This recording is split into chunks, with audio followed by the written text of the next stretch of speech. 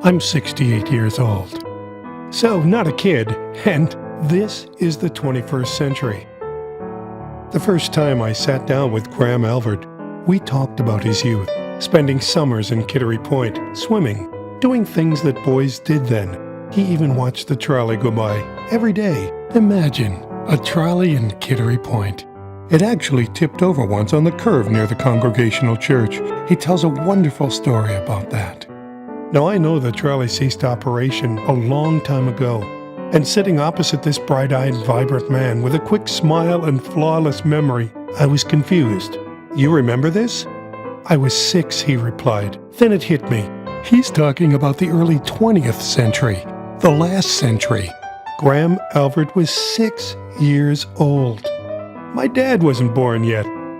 It was the beginning of a 100-year journey. In 1916, Packard Motor Company introduced the revolutionary twin-six engine. The first blood transfusion was performed. The Red Sox won the World Series with the mighty George Herman Ruth on the mound. Boeing Aviation began building airplanes. For the first time, Americans could talk on the telephone from coast to coast. The war to end all wars was far from over. Radio was an idea. Movies were silent. The Memorial Bridge in Portsmouth was still 7 years away. And Graham Gillette Alvord was born.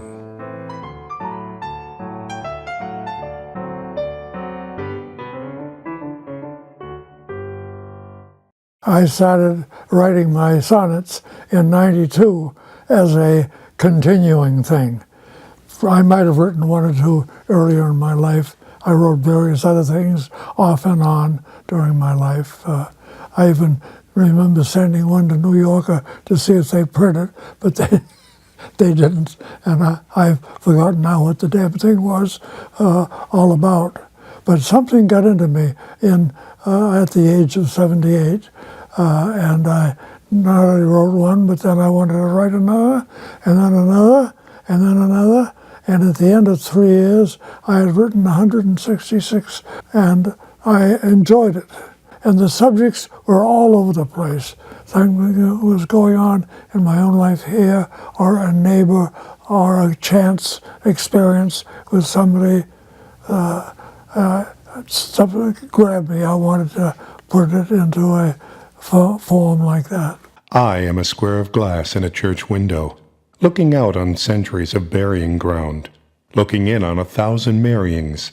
The muddy lane is now macadam, the bonnets and swords are gone. Wagons and carriages changed to Stanley steamers and streetcars.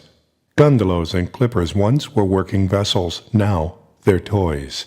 And still my fragile unstained pane stays whole, a crystal Yankee Janus, slowly sagging to antique distortions. If only I could blink, I think my vision might stay clearer. My wisdom turns to folly, and the church becomes a proper resting place for one who needs a nurse to clean his face. Why did you choose to write sonnets versus poetry? It's hard for me to know, but I think it had to do with Shakespeare. I've always been a Shakespeare lover, and he wrote a lot of sonnets.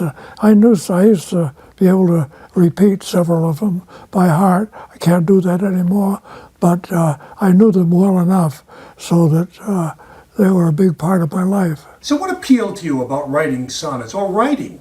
Very simply, I got a kick out of it. But I just got a kick out of one, and then I did another, and that gave me a little push to do more.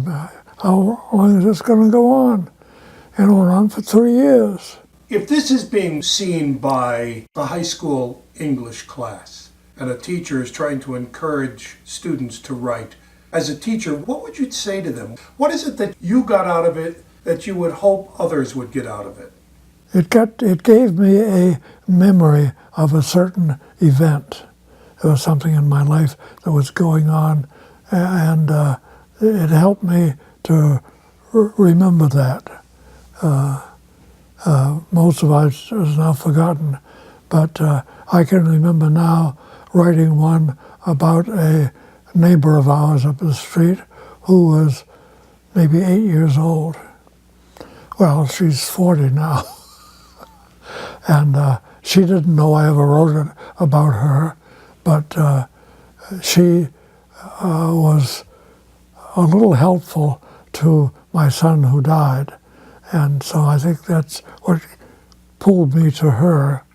But I never showed her the poem, and it's just something inside my own coming to terms with things.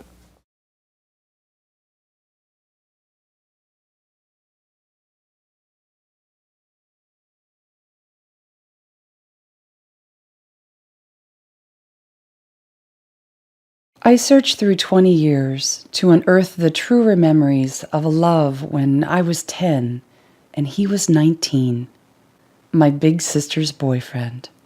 They told me he died. The focal lens is blurry, a receding image veiled in scenes of muted grief. My sister, ashen, hectic, wild, and the kids at school whispering, suicide. Overlays of the crisis time pollute remembering. Let me return to the truth of my thrilling to his games and songs and stories, his smile, his dancing eyes, his giant strength, a brother's, a man's. My sister's love for him was maturer, fuller. Mine was soul to soul. Do souls inhere in bodies?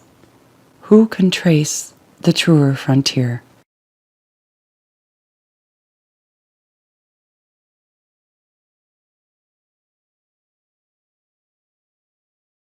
This poem was about a dear friend of mine who was probably 40 years older than I.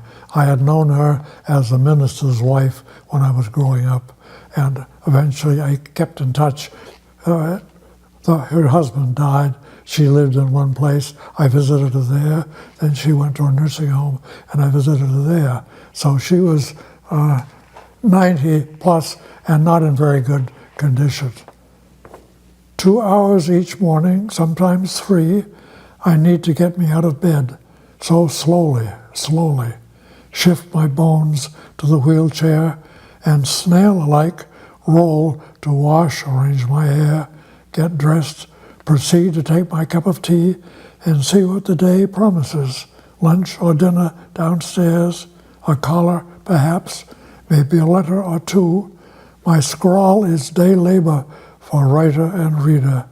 I pray by the window, read and memorize Rilke or Hopkins or Herbert.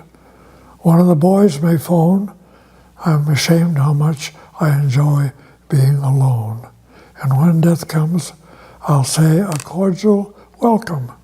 I think I've greeted the fellow with a smile. At 95, I've been waiting a long while.